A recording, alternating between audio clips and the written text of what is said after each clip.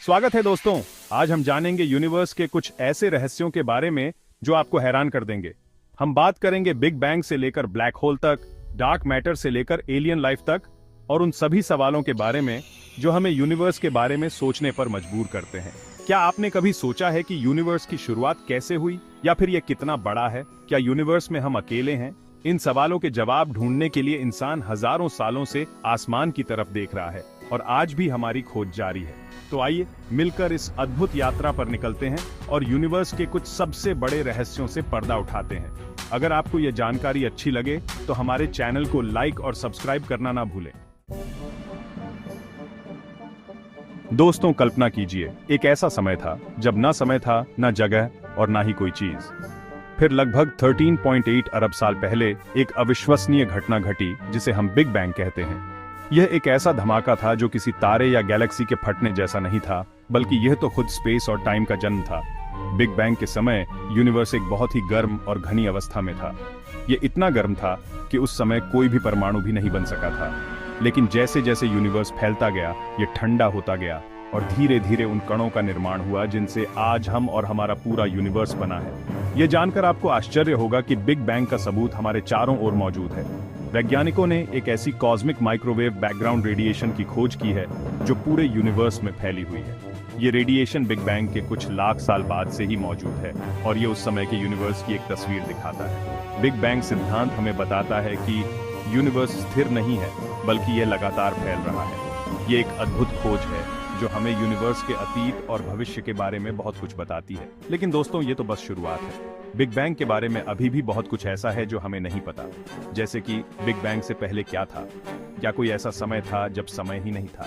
और क्या हमारा यूनिवर्स अकेला है, या फिर और भी यूनिवर्सेस हो सकते हैं? इन सवालों के जवाब अभी भी हमारे लिए एक रहस्य बने हुए हैं, लेकिन वैज्ञानिक लगातार इन रहस्यों को सुलझाने की कोशिश कर रहे हैं। और हो सकता है कि आने वाले समय में हम यूनिवर्स के बारे में और भी आश्चर्यजनक खोजें कर पाएं। दोस्तों, अगर हम आपको कहें कि हम यूनिवर्स का केवल 5% हिस्सा ही देख पाते हैं, तो क्या आप यकीन करेंगे? यह सच है। यूनिवर्स का लगभग 95% हिस्सा ऐसा है जो हमें सीधे तौर पर दिखाई नहीं देता। यह हिस्सा डार्क मैटर और डार्क एनर्जी से बना है।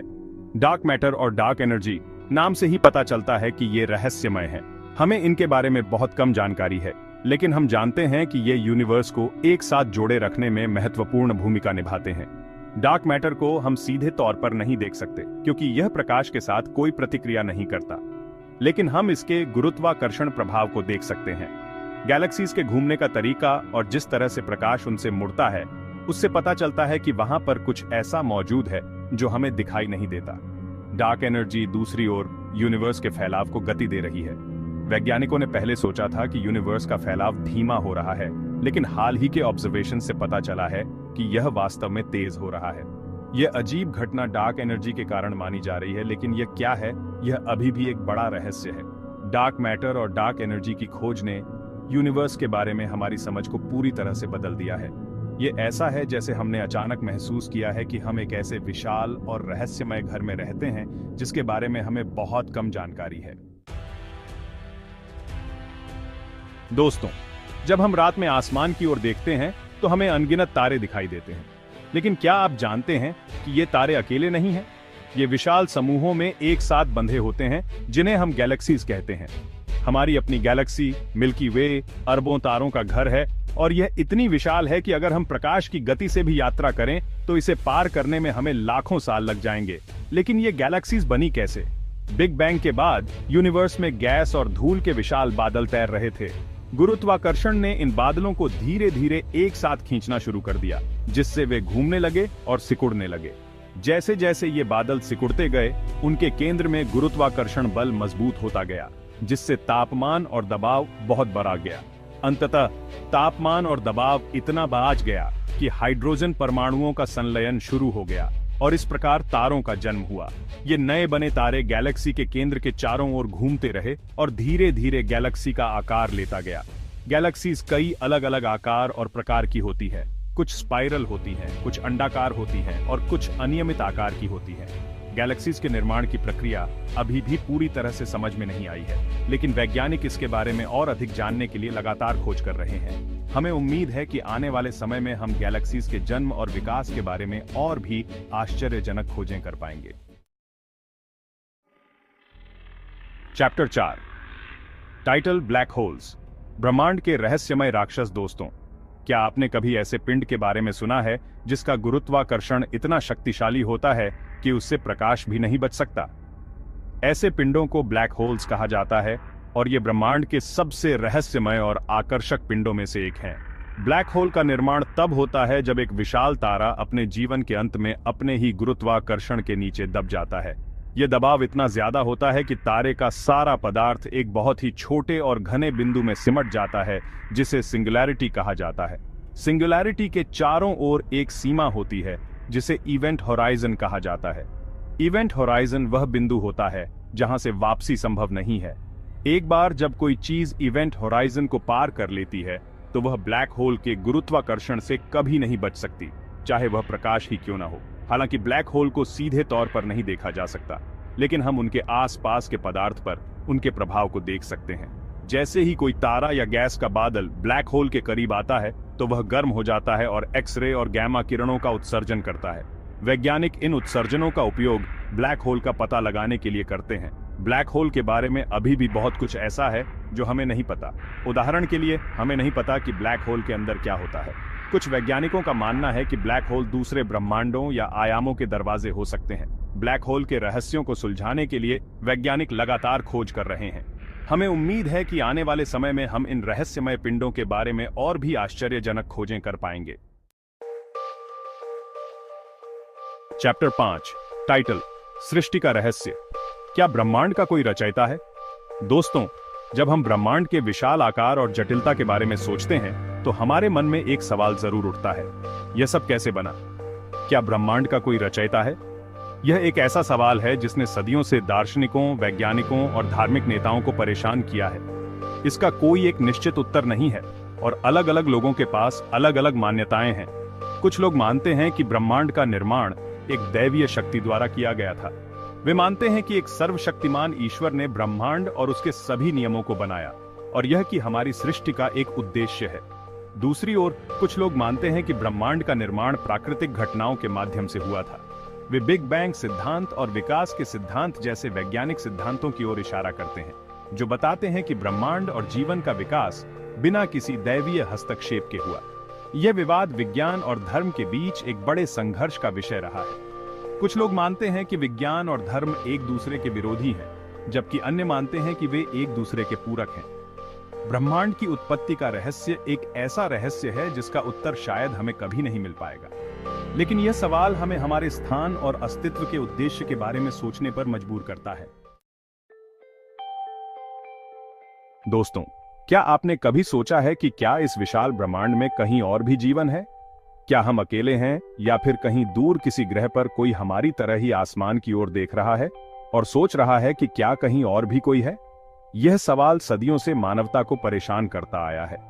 प्राचीन काल से ही लोग रात के आसमान में तारों को देखते रहे हैं और सोचते रहे हैं कि क्या उन तारों के आसपास घूमने वाले ग्रहों पर जीवन हो सकता है। आज विज्ञान और तकनीक में प्रगति के साथ हम इस सवाल का जवाब खोजने के करीब पहुंच रहे हैं।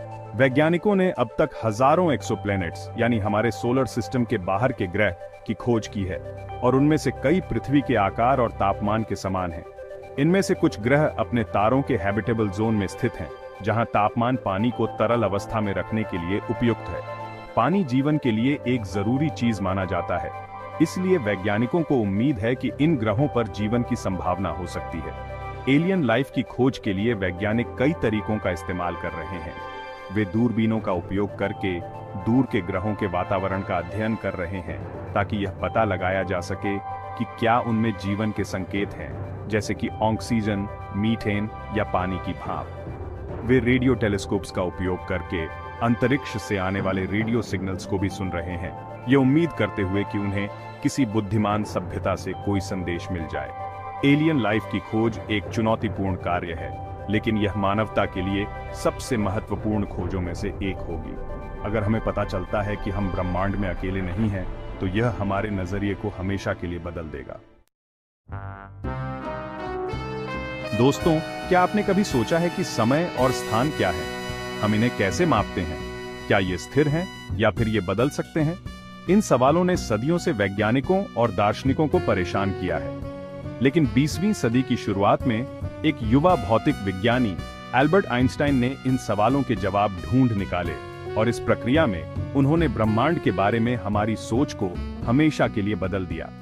आइंस्टाइन ने अपनी प्रसिद्ध थ्योरी ऑफ रिलेटिविटी के जरिए दुनिया को बताया कि समय और स्थान स्थिर नहीं है, बल्कि ये एक दूसरे से जुड़े हुए हैं और गुरुत्वाकर्षण के प्रभाव से प्रभावित होते हैं। उन्होंने दिखाया कि गुरुत्वाकर्षण कोई रहस्यमय बल नहीं है, बल्कि यह स्पेस टाइम के फैब्रिक में एक कर्वेचर है। कल्पना कीजिए कि स्पेस टाइम एक रबर की शीट की तरह है। अगर आप इस शीट पर कोई भारी गेंद रखते हैं तो यह शीट को नीचे की ओर झुका देगा। इसी तरह कोई भी पिंड जैसे कि तारा या ग्रह अपने आसपास के स्पेस टाइम को मोड़ता है। इस मोड़ के कारण प्रकाश की किरणें भी मुड़ जाती हैं जब वे किसी विशाल पिंड के पास से गुजरती हैं। यह घटना, जिसे ग्रेविटेशनल लेंसिंग कहा जाता है, आइंस्टाइन के थ्योरी ऑफ रिलेटिविटी के सबसे महत्वपूर्ण प्रमाणों में से एक है। थ्योरी ऑफ रिलेटिविटी का हमारे जीवन पर गहरा प्रभाव पड़ा है। जीपीएस जैसी तकनीकों से लेकर ब्लैक होल और ब्रह्मांड के विस्तार की हमारी समझ तक, यह सिद्धांत आधुनिक भौतिकी की नींव बन गया है। दोस्तों, जब हम ब्रह्मांड के विशाल आकार और अविश्वसनीय इतिहास के बारे में सोचते हैं, तो हमारे मन में एक और सवाल जरूर उठता है। इस अद्भुत कहानी का अंत कैसे होगा? क्या ब्रह्मांड हमेशा के लिए रहेगा या फिर इसका भी एक अंत है? यह सवाल सदियों से वैज्ञानिकों और दार्शनिकों को परेशान करता आया है और आज भी इसका कोई पक्का जवाब नहीं है। लेकिन ब्रह्मांड के अंत के बारे में कई थ्योरीज हैं जो इस बात पर निर्भर करती हैं कि ब्रह्मांड का विस्तार कैसे जारी रहेगा। एक थ्योरी है बिग फ्रीज। इस थ्योरी के अनुसार ब्रह्मांड का विस्तार हमेशा के लिए जारी रहेगा, जिससे तारे धीरे धीरे जलकर बुझ जाएंगे और आसमान अंधेरा होता जाएगा। अंततः ब्रह्मांड एक ठंडी, अंधेरी और खाली जगह बन जाएगा। दूसरी थ्योरी है बिग रिप। इस थ्योरी के अनुसार डार्क एनर्जी की वजह से ब्रह्मांड का विस्तार इतना तेज हो जाएगा कि गैलेक्सीज, तारों और यहां तक कि परमाणुओं को भी फाड़ देगा। यह एक बहुत ही विनाशकारी अंत होगा। तीसरी थ्योरी है बिग क्रंच। इस थ्योरी के अनुसार ब्रह्मांड का विस्तार अंततः धीमा हो जाएगा और फिर उल्टा शुरू हो जाएगा। गुरुत्वाकर्षण धीरे धीरे सभी पदार्थों को एक साथ खींचेगा, जिससे ब्रह्मांड एक बिंदु में सिमट जाएगा। यह एक तरह से बिग बैंग का उल्टा होगा। ब्रह्मांड का अंत कैसे होगा, यह तो समय ही बताएगा। लेकिन यह जानकर हमें एहसास होता है कि हम इस विशाल और रहस्यमय ब्रह्मांड का एक छोटा सा हिस्सा है, और यह कि हमारी अपनी कहानी भी एक दिन खत्म हो जाएगी। तो दोस्तों, कैसी लगी आपको यह जानकारी? उम्मीद है कि आपको ब्रह्मांड के इन रहस्यों के बारे में जानकर उतना ही अच्छा लगा होगा जितना मुझे आपको बताने में लगा। यह तो बस शुरुआत है। ब्रह्मांड रहस्यों और अजूबों से भरा हुआ है और हमारी खोज अभी जारी है। हर नई खोज के साथ हमारे सामने ब्रह्मांड को समझने के नए रास्ते खुलते हैं। अगर आपको यह जानकारी अच्छी लगी हो तो ज्ञान गुंडा चैनल को लाइक और सब्सक्राइब करना ना भूलें। धन्यवाद।